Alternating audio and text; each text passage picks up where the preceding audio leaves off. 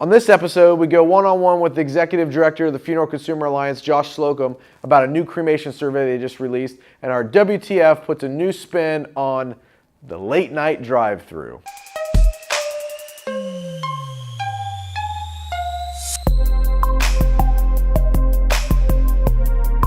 Very exciting show. You want to stay tuned in.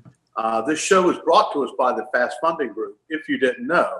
By the way, they have American Funeral Financial, C&J Financial, and Funeral Funding Center, which can all be found at cgf.com, americanfuneralfinancial.com, and funeralfundingcenter.com. Just last week, we had a boot camp out here in Phoenix with some booties, funeral boot camp, and the subject came up of getting their money in accounts receivables. Hey guys, if you don't get somebody to run down your life insurance policies, you're just waiting on your money. Remember the Fast Funding Group. I use them. I endorse them. Go get it done. On today's show, we're going to have an interview that is, we don't see it much out here, but we're going to have a representative from the Funeral Consumers Alliance. And I think that people need to pay attention to what Josh has got to say today. The spotlight goes to Iowa, and the WTF is that late night fast food and casket urge that you have. So, Ryan, what's the buzz in our industry right now? Well, Jeff, I think honestly the buzz in the last couple of weeks, it's really been two things. One is the Funeral Consumer Alliance survey, which we're going to talk about extensively with Josh in our interview segment.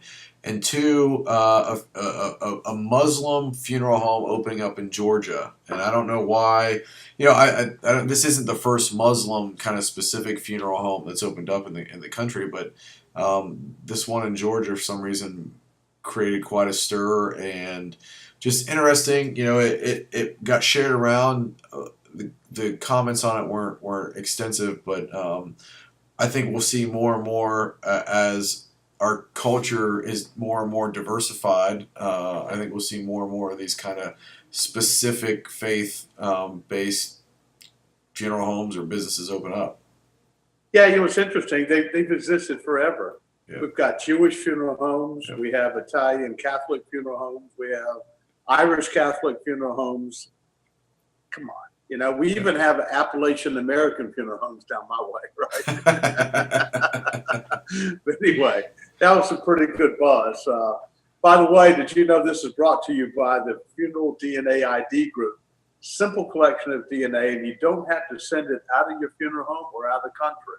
Remember, Funeral DNA ID, the simple way to pass a legacy on to your family.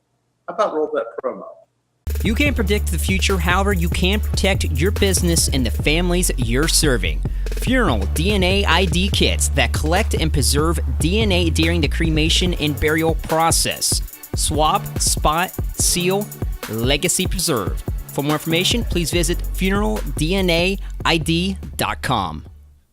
Jeff, we're going to do a bit of a twist on our More You Know Minute. You're going to ask me a question, right? Yeah, I got a question that came in from Kate. Kate is from Iowa, actually. And she wanted to know, on a budget of about $500, what's the reach on Facebook? There really isn't a set specific number. However, we look at the community size that you're in, the demographic that you want to hit. We can put that budget in and get a roundabout number of the daily reach. So in a city of about 100,000 people, if we spent $500 a month on Facebook ads, we could reach around 25,000 to 30,000 people right out of the box. Now, as that ad got more engagement and we drew comments and shares and engagement around that ad, we would reach an exponential amount of people based off of that engagement. But a $500 budget is a great ad budget. It can reach a lot of people, and you can do a lot and show value on. In fact, we've got a client that spent $500 on Facebook ads in 21 days and netted $10K in pre-need sales from that ad specifically. So it can be pretty good return on $500. That's strong, and it probably is a little better than the diner face placemat. That paper one. Yeah. I actually have a picture of one from South Carolina when I have to throw up sometime. Anyway, I'm really excited about today's show. Our guest is Josh Slocum, the Executive Director of the Funeral Consumers Alliance. Roll that interview. Josh, good to have you back with us at the Funeral Nation show. Good to be here. Thank you. Hey, please, just for a moment, reintroduce yourself and a bit about why you started or involved with the Funeral Consumers Alliance. I'm Josh Slocum. I'm Executive Director of Funeral Consumers Alliance. We're a nonprofit educational group. I've been here for about 14 years. And our main goal is to educate the public on what their funeral options are so that they can plan burial, cremation, memorial service, whatever it is they want. That fits their family's budget and their philosophy. So obviously, we're going to talk a little bit about some of the lobbying and advocacy work that we do today. But that's in service of our educational mission, transparency, basically. Sure. Well, the data comes from the same set that we collected for last fall, October of 2015, when we released our larger survey on burial, cremation, and full service funeral prices. We went back and looked at that same data. We had 10 cities from around the country and tried to get as close to 15 funeral homes per city as possible. They were picked from a random list. And we had researchers both with Funeral Consumers Alliance groups in those cities where we had a presence and where we didn't. It was a combination of Consumer Federation staff and my staff doing the research. And what we pulled together pretty much confirms what we have known at Funeral Consumers Alliance from looking over price lists from around the country for a long time, as we've done. There wasn't anybody in our survey that didn't offer a direct cremation. Everybody offered the direct cremation. It was the options and the disclosures that they didn't offer. So, you know, your audience knows that the FTC says you have to give two prices and two descriptions: the alternative container, the direct cremation with the funeral home's alternative container, and the price of the direct cremation without the alternative container if the consumer brings his or her own casket or alternative container. A lot of what we found of those who did not disclose everything, they disclosed a direct cremation, but some of them didn't say whether or not it included a container of any sort at all. Some of them said this does include our alternative container, but then they didn't offer the option where the consumer could provide their own container. And some of them were so confusing that we weren't able to determine whether or not the price that they were showing on the price list, up here goes the Jets, whether the price on there included it or not. So we marked them as not being in compliance if they didn't have those two clear options. Interesting. We know it's laid out, and what we're most concerned with is the findings and getting it right. So I think that there's some follow-up to be done, certainly with training for funeral homes. And again, once again, it's an eye-opener because it has to be viewed through different eyes, especially the consumer. Speaking of which, Josh, what's the FCA position on placing the GPL on funeral home websites? Oh, that's something we're asking the Federal Trade Commission to require. We think that it should be, and we think it should be mandatory because experience shows that, you know, I'm not sure you're going to find a lot of other businesses where the issue of discussing prices is considered as controversial as it can be in funerals. It's no longer considered controversial for car dealers, electronics manufacturers, basically anything that you buy on a retail basis. Vendors go out of their way to advertise their wares and their prices. But when it comes to funeral service, you know, as I was talking to a colleague the other day, I got a set of responses emailed to me from readers of the magazine Mortuary Management. They had put out a poll, basically. What do you think of this consumer group asking for mandatory disclosure? And, you know, certainly the majority of funeral directors who wrote back were not convinced to actively hostile to it. There was a big, significant minority who were on board with it. Or even if they didn't want to go so far as to say, yes, we think that this should be a government mandate, they recognize that it is a logical and a reasonable request. And it's not a lot of work. It's not like we're springing a brand new funeral rule in total or a request for that out there. I mean, this is a price list that every funeral home already has and has had to have by law since 1984. We're only talking about taking that price list and putting it where the consumer is going to see it most of the time. Of course, the Right. onus remains on people. They have to shop, right? We can get all providers to put information out there, but the second 50% of this transaction is the consumer's responsibility to know that they can take control of the kind of funeral they have, whether their budget's $2,000 or $10,000. And I spoke to people last week who were spending those two amounts respectively. One lady said to me, I can afford to spend this amount of money. I'm not worried about money. We have enough here. I just want to make sure that I get what I want. And I think that's the same regardless of whether you go simple or elaborate. Great. Well, it's actually the first thing that you have to do sometimes is convince people that it is a problem. It sounds so absurd to people who don't do what we do, who aren't sitting in and focusing on funeral service issues all the time. Most people, don't think about this the way you do every day, or the way I do, or the way Jeff does. And so I say they're selling cremation without the cremation, and someone will say to me, well, surely not. What does that mean? I was talking to a radio host at KOMO in Seattle last week, and he said, that would be like going to the car dealership and seeing the price for the car, buying the car, and then having an extra bill because the tires weren't included. And I said, no. It would be like going to the car dealer, seeing the price on the car, and then finding out the price on the car didn't include the automobile. I mean, Right. it's that basic, right? It doesn't have an engine. You have to buy the Literally engine said, separately. This funeral home is charging, let's say, $1,500 for a direct cremation. If that doesn't include my cremation, what am I buying? This is what the public says. This is not FCA. This is what your customers are saying. And I think it's a question of being able to step out of your everyday perspective and walk in somebody else's shoes. Like, I used to work in the restaurant business. I waited tables and tended bar for 12 years. We had all sorts of restaurant industry lingo. We were 86 on soup. This table needs to be flipped. I got a 12 top coming in, da, da, da, da, da. All this makes sense to me as a waiter and to anybody else who's been in a restaurant, but it doesn't make sense to the customers.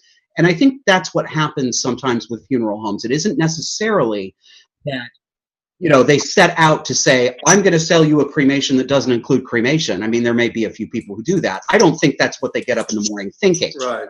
But if it's not pointed out to you, if you get a template for your price list from one of the associations or from one of your state organizations, I think that has to do with it too. We see concentrations in regions of the same terminology, the same sentence structure, and the same format, which leads me to believe it's probably a problem that starts with a template and just gets disseminated to a lot of funeral homes. And what we're saying is, don't just fill in the template. Sit down and read it. Read it for Right. content and read it for clarity, or ask somebody else to do it. I think that's a valid. Hand your copy to somebody else and say, show me where I made a fool out of myself before I publish it, right? Yeah, read the fine print. It's interesting. Josh, in closing, would it be fair to say, in listening to you, I surmise that the Funeral Consumers Alliance really is most concerned about transparency and rather than costs associated. Is that a fair statement? Yes. We don't take a position on how much people should spend on a funeral. We don't Right. take a position on what is an appropriate funeral. These are very subjective things. This is about transparency. When you live in a free market economy, you assume that certain things are going on. You assume that the customer has done some research, the vendor has done some research, both of them have an interest to satisfy in this transaction, and there's going to be a little bit of this, a little bit of push this way, a little bit of push this way. That's fine. If a consumer ends up spending $15,000, $20,000 on a funeral, that doesn't have anything to do with my policy goals, but that consumer deserves transparency. No, even if you're rich and you want to throw your money around and buy the most expensive funeral at Frank Campbell or Gawler's in DC, God bless you, go ahead and do it. But even rich people don't deserve to be misled or exploited, even if it's unintentional. Right. I don't really care, and none of us care how much people spend on funerals. We end up talking about price a lot because for too long, price was never considered something that respectable people could talk about, and that has a real impact on family budgets. Price gets to be part of the conversation, but it's not determinative, you know. Right. Yeah, absolutely. Do what you want. Good. Well, I think that's a good message for all the Funeral Nation out here to understand that this isn't really an adversary. It's an advocacy, not only from the consumer side, but the funeral side. I, for one, appreciate the information. I really appreciate you coming on here and helping to share that, because when we communicate, then we're better to solve the issues rather than just guessing. Oh, I agree. So you've always been wonderful there. And anyway, we thank you, and certainly be able to see you sometime soon. Are we going to see you in Philadelphia? Coming up when? In October for the NFDA. Are you going to be there? Uncertain. My weekends in October look like they are full of a lot of home maintenance before winter. Okay, I got So you. maybe next time. But I also want to say to anybody who watches your show, we love to hear back from people in the industry. And if you've got an idea about price lists, or if there's something that you think is confusing about the funeral rule or that needs to be changed, I want to hear that back on our side as well. So, you know, especially funeral directors have said the price list format is so confusing. I don't think that this adequately explains to customers, and so I don't want to put it on my website. And what I have to say back is, if you think that your own advertisement, which really is what the GPL is, isn't clear enough, I'll help you make it clearer. But I think that the goal here is to make everything clearer, not to say, oh, it's broken anyway, so we're just not going to deal with it. So, Agreed. And cards and letters too. Great. And it's interesting. This funeral rule was brought out back in the 80s, and the world has completely changed since then, how we communicate, how we shop, etc. But Josh, as always, we are grateful. We thank you, and if we could do anything or help you spread your word about transparency and getting funeral professionals to help you, we'll bring you back. Thank you very much. Thanks, guys. Always good to talk to you. Thanks, Josh. Take care. Take care. See you. Great interview, Jeff. I think it's good to get some explanation from Josh. I mean, the FCA is looked upon this profession as an enemy. I think that, you know, sometimes that it can get clouded, but transparency sounds like their main motivation. So I'm glad we're able to get Josh on, and he's willing to come on. So I hope that there's some engagement around this. If you got questions you want to ask Josh or feedback, please leave them in the comments below. But this interview segment was brought to us by Sitch Caskets. We're really excited about Sitch. We're super stoked to have them part of the brand. We're really looking forward to seeing Sitch at NFDA. I hear they're going to be rolling out kind of a very big, elaborate presence at the show. It should be pretty exciting. So let's roll that promo. Funeral Nation is sponsored by Sitch Casket, importers of premium hardwood and fine metal caskets created exclusively for the North American marketplace. Is it a Sitch casket or one of the top U.S. brands? Only your accountant can tell the difference. Visit Sitch Casket or contact your Sitch distributor. All right, Jeff, you gathered our spotlight for this week. Let's go to Iowa and tell us what you got. Well, as everybody knows, we'd like to share positive stories and shine the spotlight on funeral directors and professionals making a difference in our communities. This week, we shine the spotlight on Scott Glover at Pro Thielen Funeral Home in Burlington, Iowa. Animals grieve too. It was interesting that they had a loss there of a local veterinarian, and this service was created so that they actually had an animal and some animals there as part of the service, because obviously this meant a lot to do it. Wow. So I just think that we could continue to expand what we believe and see these funeral professionals and directors out here listening what families want. And actually, that's a celebration of life. That's what this doctor did in their community. So anyway, our hats off to the folks out there in Iowa. Thank you. Continue sending us here at Funeral Nation stories of positive influences you're making in your community. We appreciate it, and everybody keep doing a great job out there. Absolutely. Absolutely. Well, that wraps up our Spotlight segment. It's time to move into the WTF segment, where we take a humorous look at the funeral profession. Sometimes we make fun of ourselves. Sometimes we just find things that are a little funny. And you found another one here, but the idea is that when you see this image, it's going to make you say, WTF, what the funeral? So, I know. Could you imagine being behind No, this I couldn't. pickup truck? It's a late night run. Well, you know what? We picked this up a casket. Maybe there's somebody in there. Maybe there's not. But I'm really hungry. So the good part is this is not in a hearse. That's right. Okay? It's in the pickup Or a truck. hearse, right? So the message we have is getting through. Don't put no casket in a hearse and go through a drive-through. Right? Yeah, that's right. No, I look, if I'm the guy taking this picture, there is not a chance that I'm going to let this guy drive away or whoever without just asking, why is there a casket in your truck? I honestly feel that this guy probably was at like a Costco and bought a casket and put it in the back of his truck. Mm-hmm. Hey, what the heck? I'm hungry. It took a lot to load that thing back here, especially with Aunt Edna in it. You know And what I'm saying? if you're going through McDonald's late night, you're probably going to end up in that sucker anyways pretty soon. So I got a hankering. I got to get my burger. Hey, man, who brought us this fine WTF segment? Disrupt Media and the Disrupt You Show. Learn more about Disrupt Media, disruptmedia.co. Watch the Disrupt You Show on YouTube and hit us up at NFDA, booth 4103. Roll that promo. Hey everybody, I'm Ryan Thalgmartin, CEO of Disrupt Media, and I want to make sure to invite you to our NFDA booth. We'll be at booth 4103. Come talk to us about social media for your funeral home and learn how to reach thousands of people in your community that you're missing and not engaging with. All right, brother. This wraps up 47. Feels good to be back in the saddle, on the horse, going down the open range. There you go. Giddy up. Get a rope going. But I'm glad you got the cigar back. We got the drink back. You're in the cigar bar. So, look, man, I'm super excited. We're coming up. We're just 5 episodes away, or now 4 episodes away from our 1-year Funeral Nation anniversary.